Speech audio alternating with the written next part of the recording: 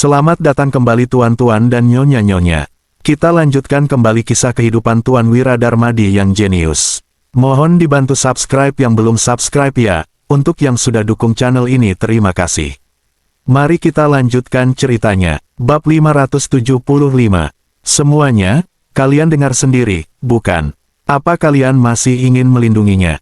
Dia sudah membunuh 5 pejabat dan membantai habis 1 keluarga. Ujar Dirja dengan angkuh. Omong kosong. Putro menghampiri 15 petugas patroli itu, lalu berujar, katakan padaku, kenapa Wahyudi membunuh Pak Agra dan 4 petugas patroli itu? Dirja mencibir di atas aula. Putro benar-benar konyol jika berharap dirinya akan mendapatkan kebenaran dengan bertanya terus terang seperti itu. Pak Agra membawa ke-4 orang kepercayaannya itu untuk membunuh keluarga Patli, mereka juga melecehkan istri dan pelayannya. Tuan Wahyudi murka dan lepas kendali hingga membunuh 5 orang itu, jelas salah satu petugas patroli. Para petugas patroli lainnya mengangguk membenarkan. Ekspresi Dirja berubah drastis, dia memelototi 15 orang itu dan berseru marah, omong kosong apa kalian? Siapa yang memerintahkan kalian untuk memfitnah Pak Agra dan yang lainnya? Siapa yang sudah menyuap? Kalian? Dirja benar-benar tidak menyangka bahwa ke-15 petugas patroli ini berani mengatakan yang sebenarnya. Dia telah memperingatkan, mendesak, mengiming-iming, hingga mengancam ke-15 orang itu agar mereka tutup mulut soal kejahatan Agra. Dengan begitu, Wira bisa diadili atas tuntutan membunuh pejabat. Saat itu, 15 orang ini bersujud dan menyanggupi. Tak disangka, mereka akan berkhianat sekarang. Pak Dirja, kami berbicara apa adanya. Pak Agra benar-benar keji, ujar salah satu petugas patroli. Ke-15 petugas patroli itu menundukkan kepala dan tubuh mereka gemetar ketakutan. Pramana telah memberi mereka masing-masing 10 juta gabak dan bersumpah untuk melindungi keluarga mereka. Sebagai gantinya, mereka disuruh jujur dan tidak memihak Dirja. Dengan uang 10 juta di tangan, meskipun mereka kehilangan pekerjaan sebagai petugas patroli, mereka masih bisa hidup sejahtera hingga akhir hayat. Selain itu, Dirja telah bertugas di kota pusat pemerintahan Lokana selama 3 tahun. Tidak lama lagi, dia akan segera dipindahkan. Poin terpentingnya, Dirja sama sekali tidak akan memberi mereka keuntungan. Jadi, setelah menimbang-nimbang, mereka setuju dengan tawaran Pramana. Saat Dirja tengah memaki ke-15 orang itu dengan sekujur tubuh gemetar, Putro bertanya lagi, apa kalian tahu alasan Pak Agra dan ke-4 kaki tangannya pergi ke Dusun Pranowo untuk membunuh seluruh keluarga Patli dan melecehkan istrinya? Seorang petugas patroli menjawab dengan cepat, aku pernah dengar Pak Agra memberitahu mereka kalau ini adalah perintah dari Pak Dirja. Tujuannya adalah untuk memfitnah Tuan Wahyudi, lalu menyita asetnya. Semua orang di sana sontak memelototi Dirja. Saat ini, semua orang sudah tahu akar permasalahan kasus ini. Omong kosong kalian semua. Kalian pasti disuap untuk memfitnahku. Hei! Seret mereka pergi dan masukkan mereka ke penjara. Perintah Dirja dengan marah. Akan tetapi, tidak ada seorang petugas pengadilan pun yang bergerak. Putro berkata dengan dingin, Dirja, kamu pikir karena istana nggak mengakui kontribusi Wahyudi, kamu bisa berbuat seenak jidatmu padanya. Kamu kira bisa mengambil asetnya sesukamu. Kamu salah. Kamu sama sekali nggak tahu seberapa besar kontribusinya bagi kerajaan Nuala. Kamu nggak akan bisa memenangkan gugatan ini. Ismanto, Gading, Kuswanto, dan beberapa sarjana kerajaan lainnya mengangguk. Wira tidak hanya mengalahkan bangsa Agrel, tetapi juga telah membuat strategi hebat yang bisa memakmurkan kerajaan Nuala selama 100 tahun. Tidak berlebihan untuk mengatakan, jika raja tidak salah paham, Wira mungkin bisa menjadi menteri dalam kabinet dengan pencapaiannya yang luar biasa itu. Kalau begitu, kita minta Pak Gubernur untuk mengadili kasus ini. Aku pastikan kalau aku akan terbukti nggak bersalah. Saat itu, nggak ada seorang pun yang memfitnahku yang bisa kabur. Ujar Dirja dengan dingin sambil mengangkat kepalanya. Gubernur provinsi ini juga merupakan pejabat dari faksi penasihat kanan. Dia adalah anteknya Jerry, Menteri Perekonomian dari faksi penasihat kanan. Beberapa hari yang lalu, Dirja memberikan 500 juta pada Jerry. Jika kasus ini diadili oleh gubernur, Dirja pasti menang. Ke-15 petugas patroli tadi mulai gemetar ketakutan. Sementara itu, Wira mengernyit. Kasus ini akan berlarut-larut jika dibawa ke kota provinsi. Tep, tep, tep. Mendadak, sekelompok kuda memasuki balai prefektur dengan cepat.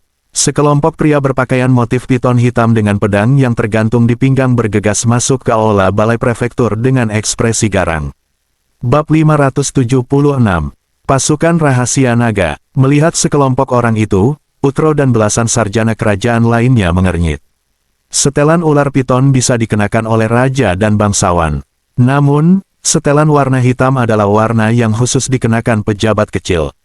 Kerajaan Nuala menggabungkan makna mulia dan rendah ini untuk dijadikan seragam pasukan rahasia kerajaan. Secara naluriah, pejabat sipil kerajaan Nuala tentu saja menolak dan sangat menentang pasukan rahasia naga. Untungnya, pasukan rahasia naga tidak menonjolkan diri dan hanya muncul untuk menangani kejahatan serius. Kini, kedatangan pasukan rahasia naga ke kota pusat pemerintahan Lokana mengindikasikan kasus besar akan terjadi. Beberapa orang tanpa sadar memikirkan beberapa ramalan yang beredar di masyarakat akhir-akhir ini. Dirja segera berdiri dan berkata, "Salam, bolehkah aku tahu maksud kedatangan kalian ke sini?" Pemimpin pasukan rahasia naga mengangkat dekret dan berujar, "Kami datang berdasarkan titah yang mulia." Dirja, prefektur kota pusat pemerintahan Lokana dan Satria, berkomplot dengan bandit dengan maksud melakukan pemberontakan. Yang Mulia memerintahkan untuk mencopot jabatan keduanya dan membawa mereka ke ibu kota untuk diadili. Jabatan prefektur untuk sementara akan digantikan oleh wakil prefektur setempat. Dekret resmi akan disampaikan dalam beberapa hari. Titah ini diturunkan bak guntur. Ada yang merasa senang, ada pula yang merasa tertekan. Wira menghela napas lega. Setelah menunggu selama setengah bulan, hari ini akhirnya tiba. Dirja memberontak. Memangnya kamu nggak pernah dengar tentang ramalan yang menyebar ke seluruh kota pusat pemerintahan Lokana akhir-akhir ini? Patung tembaga bermata satu muncul, pemberontakan terjadi. Larasati jatuh, Muwana bangkit. Medang perang Lokana, Dirja pemimpinnya. Pantas saja, ramalan ini sudah menyebar ke seluruh provinsi Donosobo. Ternyata Dirja berencana memberontak. Ramalan itu pertama kali disebar oleh para bandit gunung. Pantas saja Dirja nggak sanggup mengalahkan Wolfi dari Kabupaten Hiloka. Rupanya dia berkomplot dengan bandit untuk memberontak. Sekarang, aku mengerti alasannya mau mencelakai Tuan Wahyudi. Tuan Wahyudi adalah ahli dalam bidang militer. Selama ada Tuan Wahyudi, pemberontakan nggak akan pernah berhasil. Jadi, pemberontak ini bermaksud menyingkirkan Tuan Wahyudi duluan. Orang keji ini adalah ancaman bagi kerajaan. Dia harus dihukum. Para pelajar, sarjana kabupaten, dan sarjana provinsi yang merasa telah menguak kebenaran pun berseru marah. Namun, beberapa orang seperti Putro, Ismanto, Kuswanto, Gading, dan belasan sarjana kerajaan lainnya tanpa sadar menatap Wira dengan ekspresi rumit. Mereka juga telah mendengar tentang 3 ramalan yang beredar luas itu. Mereka mencurigai ramalan-ramalan ini sebagai upaya Wira untuk menyelamatkan dirinya sendiri setelah ditangkap. Namun, setelah pantang menyerah tercipta, mereka yang ingin menyelamatkan Wira pun tidak mengatakan apapun. Sementara itu, Wira memasang tampang bingung, seolah-olah dia tidak tahu apa-apa dan tidak berdaya. Dalam masyarakat dengan hierarki ketat ini, seseorang harus menggunakan strategi tertentu untuk menghadapi penindasan pejabat kerajaan. Pilihan pertama adalah mengumpulkan pasukan untuk memberontak.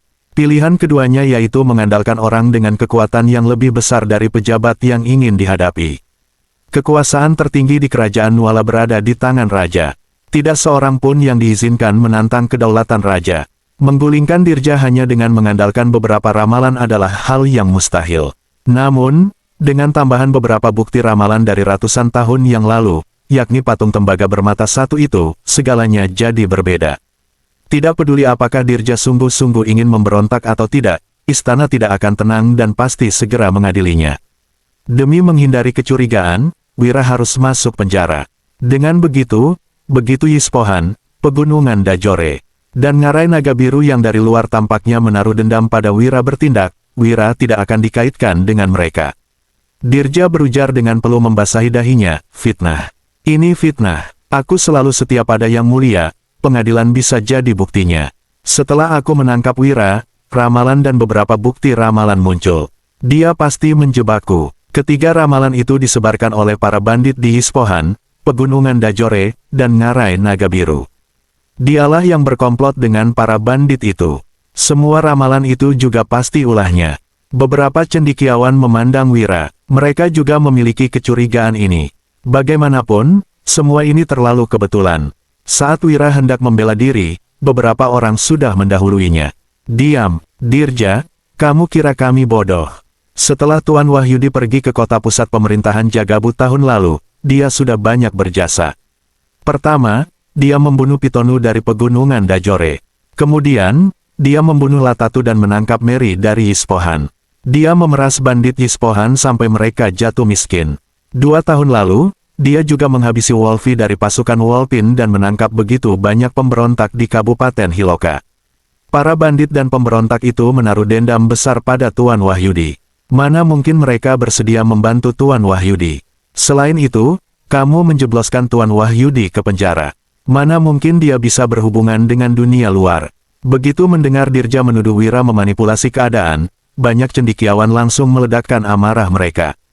Sejak Wira mengalahkan bangsa Agrel, banyak jasanya yang terungkap ke publik. Orang-orang yang menaruh dendam padanya juga diungkapkan terang-terangan. Wira diam-diam mengacungkan jempol. Ucapan orang-orang ini masuk akal, dia bahkan tidak bisa membantahnya. Beberapa cendekiawan yang tadinya meragukan Wira juga tanpa sadar melepas kecurigaan mereka. Aku, ujar Dirja terbata-bata. Bab 577. Dirja hampir menangis saking paniknya. Saat dia hendak membela diri, sekelompok pasukan rahasia naga sudah menghampirinya. Mereka melepas topi dan seragam resmi Dirja, lalu langsung memasang belenggu pada tangan dan kakinya. Untuk mencegahnya bunuh diri dengan menggigit lidah, mereka juga memasukkan kain linen ke dalam mulutnya. Setelah itu, pasukan rahasia naga menyeretnya pergi saat itu juga. Fitnah, ini fitnah. Seru Dirja, sorot matanya saat menatap Wira dipenuhi amarah bercampur penyesalan. Dirja tidak pernah menyangka bahwa istana akan memvonisnya bersalah hanya karena 3 ramalan itu. Kini, dia merasa sangat menyesal. Seharusnya dia tidak serakah. Seharusnya dia tidak membiarkan Wira menunda waktu. Tahu begini, Dirja seharusnya membunuh Wira. Setelah Dirja diseret ke penjara, Goro sang wakil prefektur kota pusat pemerintahan Lokana menggantikan jabatan prefektur untuk sementara. Dia pun segera memberikan keputusan atas kasus Wira. Agra dan keempat petugas patroli telah melakukan kejahatan keji. Meskipun pembunuhan atas kelima orang tersebut melanggar hukum, Wira melakukannya untuk memberantas kejahatan dan memberikan kedamaian bagi penduduk. Kontribusi dan pelanggaran Wira dianggap seimbang, jadi tidak ada hukuman yang dijatuhkan. Aula berubah sunyi, lalu sorak-sorai membahana meledak seketika. Putro dan ketiga rekannya, belasan sarjana kerajaan, 50 hingga 60 sarjana provinsi, sekelompok sarjana kabupaten, dan para pelajar mengelilingi Wira. Bahkan, Goro juga mengikuti di belakang. Wira berujar, "Pak Goro, Tuan Wahyudi, ada perintah apa?" Tanya Goro sambil mengepalkan tinjunya penuh hormat. Dia tidak berani kurang ajar pada Wira. Menurut Goro, Wira ini adalah orang yang sangat kejam. Orang yang berani menindasnya pasti akan dikirim ke jalan buntu. Selain itu, Wira juga memiliki banyak pendukung. Hampir setengah cendekiawan terkenal di Provinsi Donosobo datang ke sini untuk membelanya. Jangan terlalu sungkan, Pak Goro. Wira menangkupkan tinjunya tanda hormat, lalu melanjutkan, aku sudah dipenjara selama setengah bulan. Di sana, ada seorang tahanan bernama Mandra yang menjagaku dengan baik. Dia ditangkap karena membuat masalah saat mabuk dan sudah mendekam di penjara selama 2 bulan. Goro buru-buru berujar, jangan khawatir, Tuan Wahyudi. Aku akan menyuruh seseorang untuk segera membebaskannya. Terima kasih, balas Wira. Dia menangkupkan tinjunya, lalu segera pergi dari situ. Jika bukan karena perlindungan Mandra, Wira pasti sudah ditindas oleh para tahanan lain di penjara. Setelah meninggalkan balai prefektur, Wira pergi ke restoran terbesar di kota pusat pemerintahan Lokana, yakni Restoran Bahagia. Ada banyak orang yang melakukan perjalanan jauh untuk membantunya. Dia berkewajiban untuk mentraktir mereka semua makan dan minum-minum setelah semua masalah selesai. Di depan restoran, Fabrian sudah menunggu dan mempersiapkan Anglo. Wira melangkahi Anglo untuk menolak bala, lalu mandi dan berganti pakaian. Setelah itu, dia bergegas bergabung dalam jamuan makan dan bersulang bagi orang-orang di sana sebagai ucapan terima kasih. Memang pasukan rahasia naga yang menangkap Dirja. Namun, jika ratusan cendekiawan ini tidak datang, Goro mungkin tidak akan memutuskan Wira tidak bersalah dengan mudah. Ada lebih dari 300 orang di sana. Mereka dibagi menjadi 8 orang per meja sesuai reputasi mereka. Wira, Putro, Ismanto, Kuswanto, Gading, dan 3 sarjana kerajaan lainnya duduk di satu meja. Ada 8 meja untuk sarjana provinsi, 15 meja untuk sarjana kabupaten, dan 20 meja untuk pelajar. Semua orang puas dengan tatanan hierarki yang jelas ini. Meski anggur di era ini tidak mengandung kadar alkohol yang tinggi, ternyata efek memabukkannya sangat kuat. Wira bersulang dengan semua orang di tiap-tiap meja. Usai berkeliling, dia sudah merasa mabuk dan pusing. Semua cendekiawan ini saling bersulang, berlomba-lomba membacakan puisi, dan mendiskusikan situasi kerajaan saat ini. Mereka menenggak banyak sekali anggur hingga mabuk. Beberapa orang melafalkan 4 kalimat Wahyudi, beberapa yang lain membacakan, mengenang dirga, mengantar Iqbal ke kota, dan pantang menyerah. Suasana di sana sangat meriah. Namun, Putro yang biasanya senang minum-minum justru tidak menyentuh anggur di perjamuan ini. Dia mendadak berdiri dan berseru, semuanya, istana nggak mengizinkan Wahyudi mengikuti ujian dan menolak mengakui kontribusinya. Tapi, kalian tetap datang untuk membantunya. Ini menunjukkan kalau kalian semua adalah orang-orang yang adil. Banyak cendekiawan yang diam-diam merasa malu. Mereka mendukung Wira yang ditolak istana karena menganggap ini akan memberikan mereka ketenaran. Kebanyakan dari mereka adalah murid dari Ismanto, Kuswanto, dan Gading. Setelah mengetahui hubungan mereka bertiga dengan Putro, mereka mana berani tidak datang. Selain itu, pantang menyerah yang ditulis Wira juga menjadi salah satu alasan yang mendorong mereka datang. Wira sedikit terkejut, dia tidak tahu apa yang salah dengan Putro hari ini. Biasanya, Putro senang sekali minum, tetapi sekarang dia sama sekali tidak menyentuh angguinya. Putro memandang orang-orang di sana dan berkata, manusia adalah makhluk sosial. Karena kita adalah orang-orang sepaham, bagaimana kalau kita membentuk sebuah organisasi demi mendedikasikan hati untuk negara, menetapkan tujuan hidup untuk rakyat, melanjutkan warisan para bijak terdahulu, dan membawa perdamaian ke seluruh dunia. Kata-kata yang bagus, Tuan Putro. Pria sejati memang harus begini. 4 kalimat Wahyudi adalah impian para cendekiawan di seluruh dunia. Banyak di antara mereka yang tergerak karenanya. Gading tersenyum dan berkata, usul yang bagus, Putro. Aku akan bergabung. Aku juga akan bergabung. Ismanto dan Kuswanto juga menyatakan kesediaan mereka untuk bergabung. Bersambung,